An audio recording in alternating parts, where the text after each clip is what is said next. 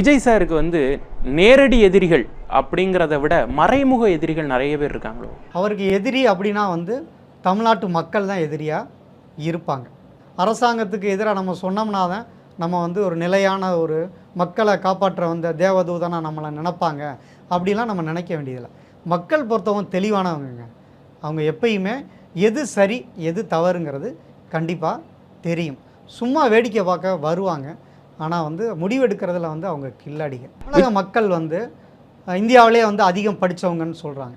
ஆனால் ஓட்டு போட வரமாட்டாங்க.